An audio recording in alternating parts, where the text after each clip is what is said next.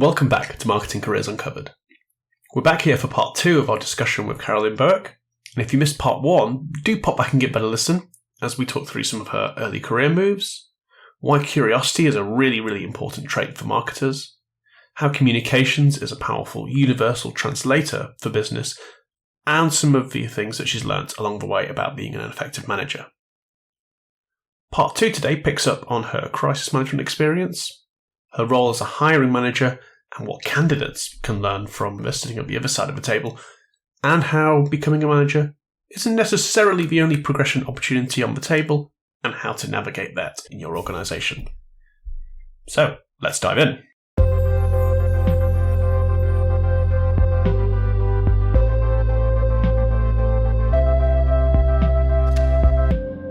So, again, love people management. Big tick there. Are there any bits that you picked up where you went, oh, I didn't expect to be doing that, or things that were slightly uncomfortable as you went through? Yeah, so when I first went into the NHS, so I started, my first day in the NHS was in November 2019, and normally I think it takes me about 3 to 4 months to really get my feet under the desk and understand exactly what my job is, and to understand the organisation and who I need to talk to about what, and all that kind of thing. And then about 3 months, there's usually a moment where it feels like a light switch goes on and I go, okay, I get this now. And I really just go for it. Well, I'm just mentally counting the months from your start date, and we're heading into... So March 2020, so I'm just about 3.5, 4 months in. There's this thing emerges that people are starting to get a cough, and nobody's really worrying about it. And over the period of a fortnight, it went from nobody's really worrying about it to we're going into lockdown.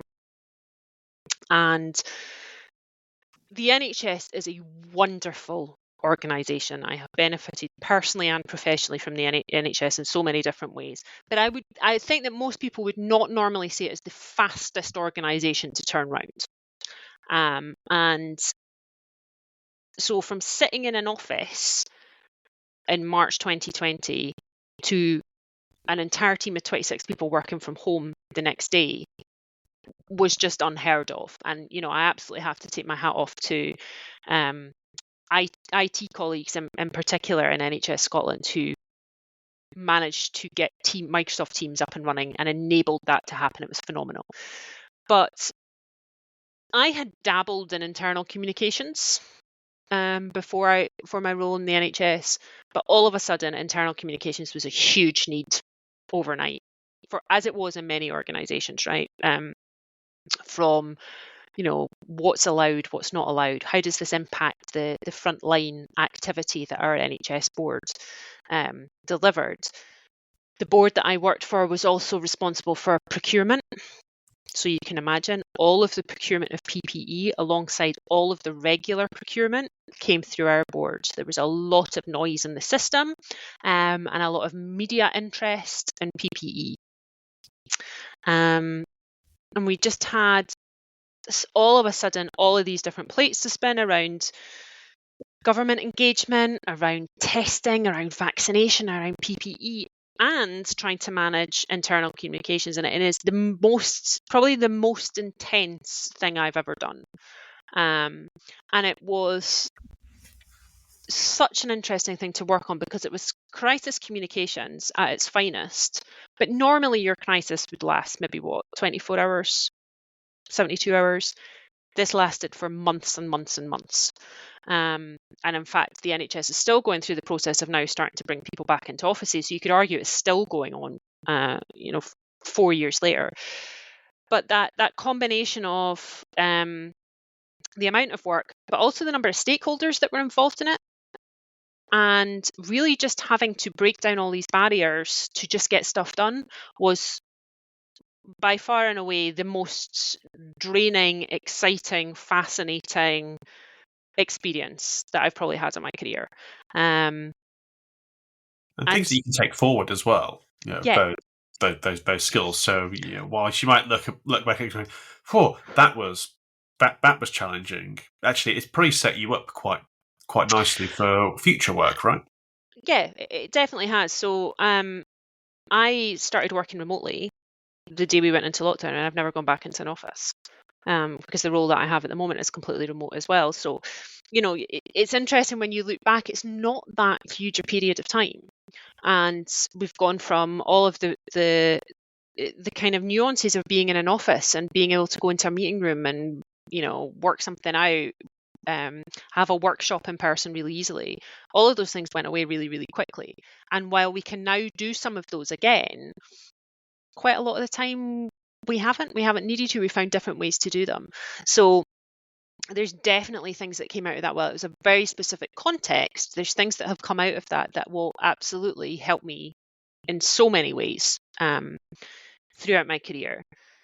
And the crisis comms piece is something that you asked me earlier if this was something I thought I was going to get into. No, I never thought I would really particularly be in crisis communications, but there's been a couple of different events. So I worked in COVID. I've worked an organisation that I worked for, one of our software suppliers was hacked, which had a huge impact on our ability to do business. I did some crisis communications around the Boston Marathon bombings because our office was located really close to some of the events that surrounded that. And I think in the moment of those things, it is incredibly intense and can be absolutely terrifying. But I think it's also when teams come into their own. And I think it's where the leadership that you have put into place, you see what the results of that leadership is, right? Because you suddenly see whether all the different cogs in the wheel come together. So I'm really lucky to have had those experiences. They've not been enjoyable experiences. No, nobody ever seeks them out. No, but they're things that when it comes to interviewing for a job, for example, they're great stories to have up your sleeve. For how you've had to, create a plan, execute a plan, measure a plan really, really quickly. They're fantastic stories to have up your sleeve. I kind of want to go back to this whole people management piece, but take a slightly different perspective now. Because when we're looking at career progression, and most people go through interview processes, right? So I guess turning that around now and looking at your experience as a hiring manager, when you've been hiring and looking at candidates, what have you been looking at and looking for in particular? I think different people who are interviewing will look for different things. So for me personally, I'm looking for people to show enthusiasm about the role that I'm advertising, to be pragmatic about that role, and I'll explain what I mean by that in a minute, and to bring some creativity to it. So, and not going too far down any of those tracks at the expense of the others. I think it's about having that balance. So in terms of enthusiasm, I'm looking for somebody to have a level of understanding of what it is that we do in whichever organization it is. But to be pragmatic about what is achievable in that. So sometimes you can fall into a trap of I'm going to come to work for this organization, I'm going to completely turn everything around, and I'm going to do this, and it's going to be amazing, we're going to save the world. Okay, so there's enthusiasm, but balanced with pragmatism of what you are actually going to get out of this role and what you can bring into it. And I think being realistic about that, I think, is important. Otherwise, you never quite believe it anyway if somebody comes out with that. Exactly. It's hard for it to be believable, but also it makes me as a hiring manager worry that they understand what they're coming into. So when I worked in the NHS, for example, if you'd come into an interview and you'd said, this is going to be amazing, we're going to change X, Y, and Z, and overnight we're going to deliver this completely new way of working. Most of the time, huge public sector organisations do not turn that fast. So what you're saying to me is I don't really understand the context that I'm going to come in, and I worry for you as a potential future employee that that's going to cause you problems. You're going to become frustrated. You're going to find it difficult. You're going to feel like you're banging your head against a brick wall. So understanding the context. And the flip side of that, if you go from an organization that's really slow moving to one that has to be really fast, how are you going to cope in that situation? Are you going to be able to thrive? So I think there's some understanding of the context in that. And alongside that, this kind of idea of creativity. So professional creativity, what creativity are you bringing to your marketing and communications campaigns? But also what creativity are you bringing in terms of your ability to solve problems? So how are you going to react if your master plan doesn't go the way you want it to? What are you going to do if a spanner gets thrown in the works? How are you going to deal with that? And can you tell me about when you've done that? Because I'm interested in hearing that. And so I think the balance of that and this idea that you're curious, I suppose, to come back to what we talked about earlier, you want to try things that you've maybe not done before. You are open to these new experiences and to having a go at something and seeing where it takes you is what I'm looking for, in addition to those kind of professional experience parts of the job. And something else that always sticks in my head is I remember interviewing a number of years ago, and one of the people in my team who was on the interview panel with me, we must have shortlisted. I think we had about maybe about 300 or just over 300 applications for a job. So we've been shortlisting for days. And I really vividly remember him saying to me, "Oh, Carolyn, you're a sucker for somebody who's got a good story outside work." And it's true. So I think the other trap that I sometimes see people fall into is they feel like all of the things that they share in an interview have to be work related. And generally, yes, you would hope that was the case, but sometimes you won't have an example to give that's work related, or sometimes the best example you can give is being in a voluntary capacity, for example. So I've seen some really great applications and really great interview answers where somebody's taken it in a slightly different place. So the one that always comes to mind is, I coach the kids' football team or kids' sports team of some description. Well, what does that show me? Well, it shows me that you're tenacious, because if you can keep going back week after week to get this kids' sports team into the right place, you're tenacious. You're able to get people to listen to your point and to take action accordingly. So there's these kind of skills that are built into that kind of answer that are really transferable. Well, and in marketing terms, it's a little bit of a differentiator as well. Because if we're talking about, 300 odd applications, chances are, and I've heard stories where the candidate pool for roles has been even bigger than that. So, in terms of those, the sort of marketing skills, the stuff you write on your CV, there's a very good chance that actually, on that basis, you're going to stack up pretty level with a cohort of people within that piece. So how do you actually punch through at a human level? So there's the skills, there's those transferable skills you just mentioned, but actually, from a human to human perspective of actually, you need to be able to connect with the person who's most likely going to be your line manager. Can they see themselves working with you? What kind of person are you at your core? That's some of the stuff that matters really as well, isn't it? As much as the CV stuff.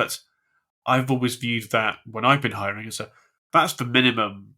That's the minimum entry here. That gets you your ticket to come and have a conversation.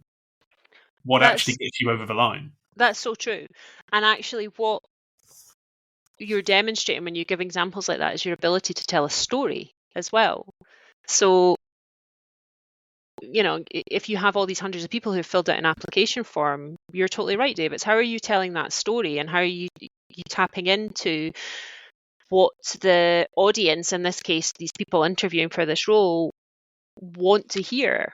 And it's marketing, really, isn't it? I suppose if you strip it back to that, it's demonstrating a professional skill, but in a slightly different guise to the one we were perhaps expecting.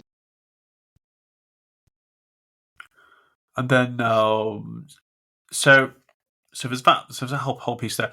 What else have you seen that makes those candidates sort of rise to the top? I think normally I see a lot of people who come in with really creative ideas or really creative campaigns that they can talk about. But the one thing that can let them down is they don't talk about measurement after it. So, the rock star answer is to have that. I've got my marketing, the objectives of my marketing that I want to deliver. I've got the creative execution of it, but I've also then measured the success of it, and I understand what to do with that information. So that kind of real end-to-end marketing strategy approach, I think, is really important. And that ability to learn from what you've done and to then tweak your practice going forward really makes people stand out, because I think people sometimes think, I just need to come in and tell you what I've done and that'll be enough. And maybe for some people it is, I don't know. But for me, I want to understand, so you did that campaign last year. So what happened with it? What did you do after that? And actually, there's been some really good answers where they said it bombed. The example that I'm giving you didn't work. Here's why. Here's how I know it didn't work. And here's what I learned from it. Because that shows, for me, the ability to think through something that you've done and to do it differently, rather than think just shoving some creative out in the world and moving on to the next thing is enough. Well, and quite often, you're also not just talking to people with a marketing background. So, interview panels are quite are very, very common now, where you could be sitting alongside the the marketing director. Yeah, I've often had finance directors wheeled into interviews and conversations, and they have very, very different perspectives and very, very different questions. So having some of that awareness of who you're talking to is important, right? Yeah, know your audience. I mean, like, applying for a marketing job is kind of like just doing a marketing strategy. So, who's the audience and what do you want them to do? So if your audience is pure marketers, you're going to take a slightly different approach to, as you say, if you have some of those other stakeholders in there. So when I interviewed for roles at universities, it was quite common to have an academic there. And it is all kind of part of the test, right? It's, can you engage these people? Can you communicate with these people? How are they going to find working with you?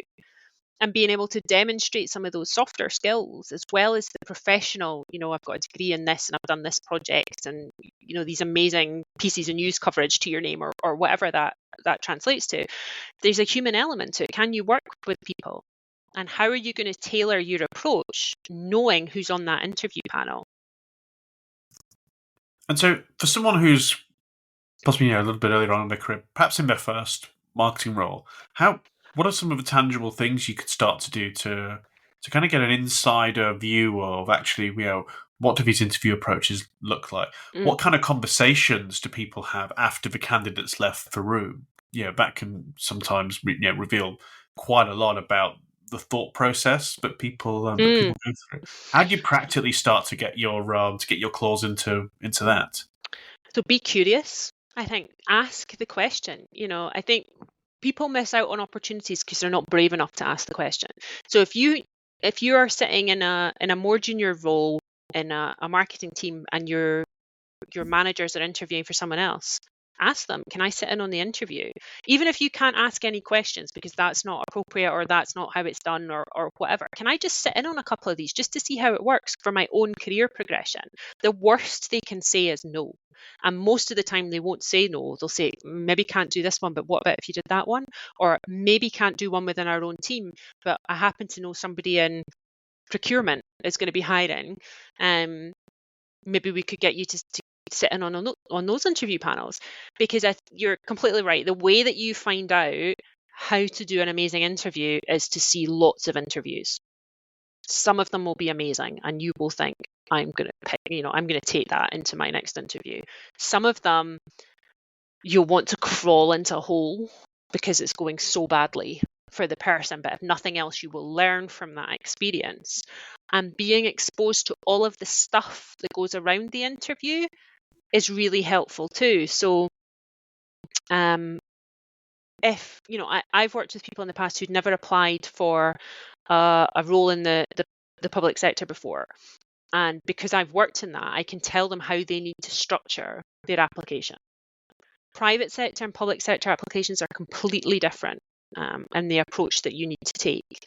And if you don't know that, you're taking yourself out of the running, because really in public sector, often it is as detailed as going through each line of the job description, and I'm looking for a line in your application that says you can do that. Whereas in the private sector roles that I've hired into, there's much more flexibility about that. It's not a tick against your name as to whether you meet every single thing. And often brevity is valued. Exactly, because we're going on your experience, not necessarily solely on your application, and understanding that's really important. So exposing yourself to as much of that information from the shortlisting process right through to the onboarding process will help you get better at applying for jobs yourself, and it will also mean that when you have to apply for a job where you're going to be a people manager or you're going to be interviewing people, that you've got that experience to fall back on. The other thing I would say is don't miss the opportunity to engage with senior leaders in your organisation in whatever capacity you can do that. So different leaders are different about how they like to do it. And depending on the distance between you and the senior leadership level, it may be easier or it may be harder. But as a very, basic starting point, make sure you go to every town hall. If your organisation has town halls or all staff meetings or whatever that is, get your face known. Always ask a question. Always introduce yourself before you ask the question. You're just starting to increase your visibility within the organisation. And it opens you up to being able to say, I'm interested in that. Can I shadow someone? I'm interested in getting a mentor within the organisation. Talk to people and find out how different departments interview and build that knowledge. Yeah, and one thing I've always done, and it's been a little bit easier now since sort of remote and hybrid working has become the norm. Anytime a new senior leader sort of joins the team, it doesn't even have to be senior leaders here. It could be just new people joining whatsoever. I've gotten into this habit now of actually putting in a sort of 15-20 minute hello meeting, and I had thinking back now, I've probably done this with about sort of 20-30 people across different roles. And do you know how many have declined that invitation and not had a conversation with me? 0. Yeah. People often, unless they are massive arseholes, will often not go, do you know what, I don't want to talk to you. It's 20 minutes. Hi, I'm Dave. I introduce myself. Here's some of the things that I'm doing. Just wanted to get to know you and find out a little bit more about you. And people respond to that.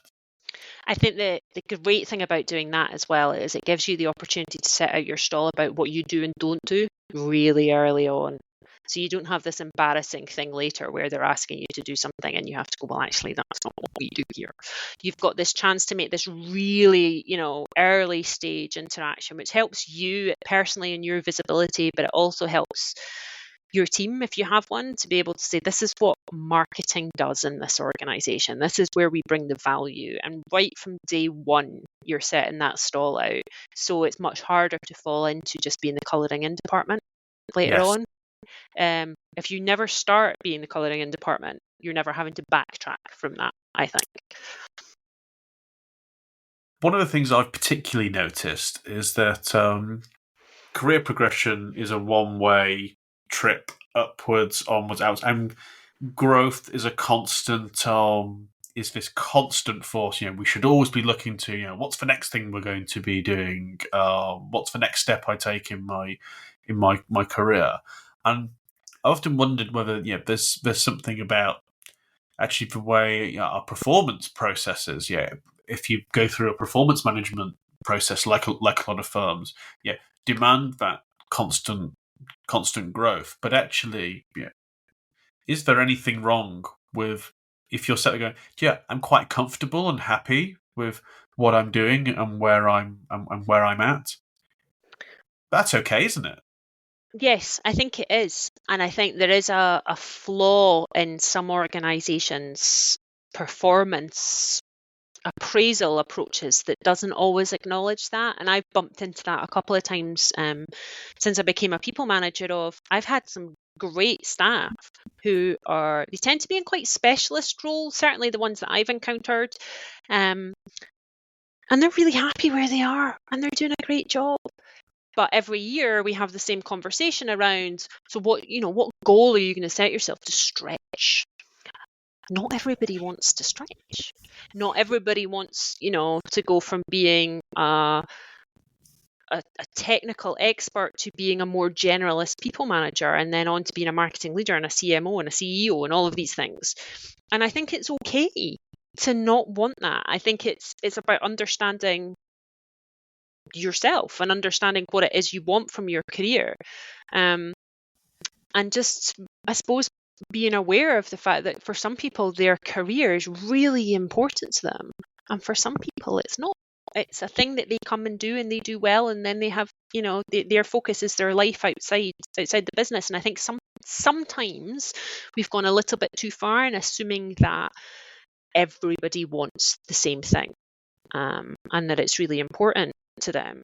One of the things that I learned quite a lot more about when I worked in the NHS, and it was a term that I'd not really come across before, was around this idea of T-shaped people.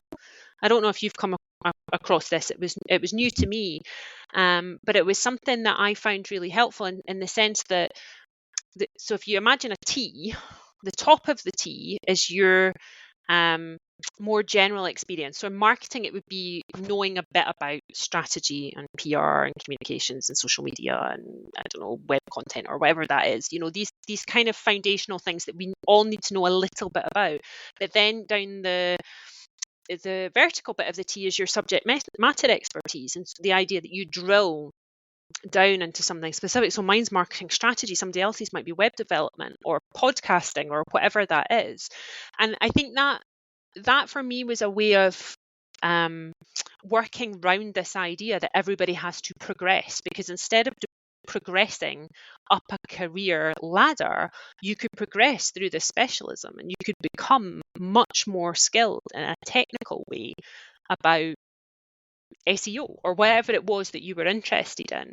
And that enabled that goal setting for somebody who didn't necessarily want to keep becoming more senior, and it allowed some really kind of stretchy goals to be set for them, and some objectives and some learning and development opportunities for them that kept them motivated too, because I do recognize there's something about having these goals in your motivation, but not pushing someone into a space which actually I'm not comfortable inhabiting. I don't want to inhabit. Yeah.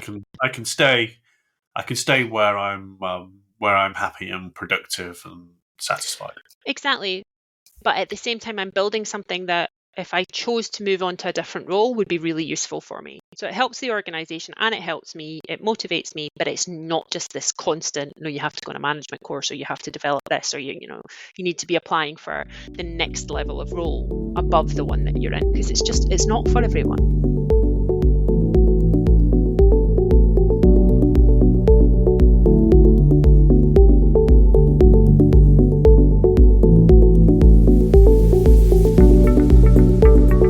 What's the biggest learning experience that you've had that still sort of sticks with you?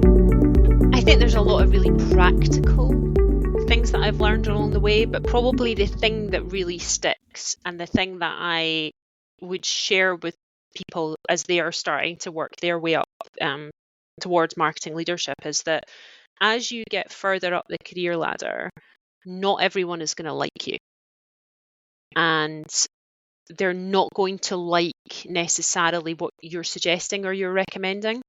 So you might bump up against stakeholders in other departments or in other organizations who just fundamentally disagree with what you're putting forward, and you're going to have to argue your case. Likewise, you might be managing people who don't like you because of a decision that you've made or a difficult conversation that you've had with them.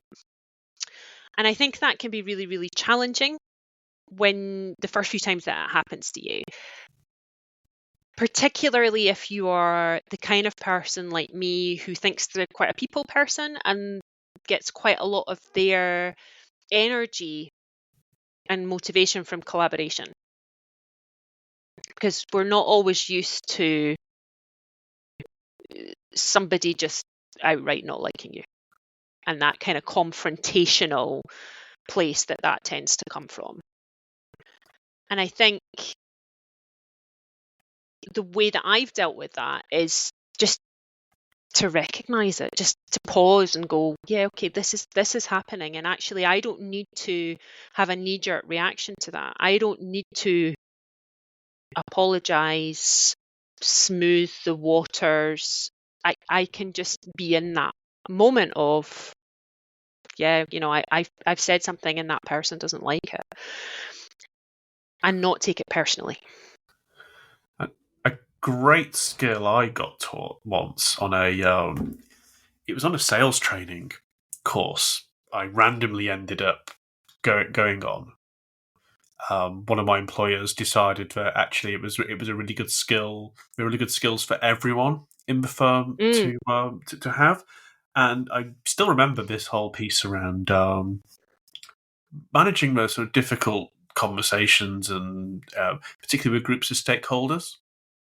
And your instinct when somebody disagrees or says, "Well, I think that proposal's absolutely terrible," you can go into a little bit of panic mode and go, right, I need to defend my position, bring that person over the line. Otherwise, it's all lost. And actually, one of the great skills that I picked up from this course was, and it works well if you've got if you've got a group of, say, sort of three or four people, is to actually go, okay, that's interesting, Carolyn. Okay, great to hear your viewpoint. John, Pete, Alice, haven't heard much from you. What do you think? Because actually, you could find that 80% of the room go, no, I think that's absolutely brilliant. Yet you're fixating all your energy on the one person who's disagreed, who might actually ultimately not wield that much power or influence over any of the decision making. That's so true. And I think you mentioned earlier, Dave, about this idea of being quite emotionally invested in what we do. And I think it's one of the dangers when you are emotionally invested in it, is that you focus on that one small piece of criticism rather than perhaps on that wider picture. And if nothing else, if you ask that question and it turns out that actually 100% of the people disagree with you, at least you know. Because then you can start asking some questions about, actually, is this the right path to take? Because genuinely, if every stakeholder thinks this is a terrible idea, maybe I do need to go back and rethink this a little bit. That's probably not going to happen, but at least you've got that feedback really early on. But I think it's that instant feeling, isn't it, of somebody has reacted badly to something or poorly to something. They haven't liked something I've said in whatever context, and there's that knee-jerk to, oh, right, I must do something about it right now, rather than just sitting with it for a minute and going, okay. When I worked in the States, my manager at the time taught me the phrase, it is what it is. And sometimes it is what it is. So you can have a perspective. Dave might be sitting on one side of the table with his perspective, and I can have my perspective on the other side of the table, and sometimes it is what it is. Yeah, and if we all agreed, then wouldn't life be boring? Exactly. And sometimes, there are really serious things and really serious consequences to a difficult conversation. And, I probably park them in a slightly different place. But sometimes, if you're in a board meeting, for example, you might have some really robust discussions in that board meeting. I might have a very different view about investing in marketing to the finance director, as an example. But actually, that's kind of what we're there to do. Provided we do that in a respectful fashion, that's what we're paid for, is to have some of those robust conversations. But I think when you are first new into some of those conversations, it can be really, really scary. And just make sure you know your stuff. Don't end up in a position where anybody can poke a hole in your argument. So, know your business, know your data. Take your numbers with you so that when somebody asks a question or provides you with a grump or moan, you can say, well, actually, that's not what the data shows. Be prepared. And I think that puts you in a much stronger position in terms of your confidence, but also in terms of being able to argue your corner, whatever it relates to. So just to one last thing before we wrap up here. So, yeah, bags of experience. You've done lots of really, really good work already. But what's next? What's next for you? Where do you want to get to now? And have you got a plan for getting there? So I'm still learning. I'm still being curious. I've just done a course in AI for marketers. So I'm still kind of looking for where are those opportunities that I can continue being excited by new things that happen. In the day job, I'm really looking forward to getting even more under the bonnet and looking for where there's some more opportunities to do different things with marketing. And just always looking for ways that we can kind of serve those audiences probably a bit better and a bit more effectively. And then in terms of the consultancy side, continuing to grow that, I'm seeing quite a lot of interest in the moment at the marketing side of the consultancy that I do. If people just looking for a space where they can maybe come and talk through a problem that they're having or a skill they want to build, and that's really exciting too. So I think probably if I bring both of those things together, it's really about, I want to keep spreading this message about marketing strategy that everybody's scared of it, and it doesn't need to be scary and it doesn't need to be hard. And I think just that's where I see myself kind of going in the next couple of years, is where are the outlets for that conversation, and how can I help people get to that point so that they feel confident in what they're doing with marketing and communications rather than scared of it.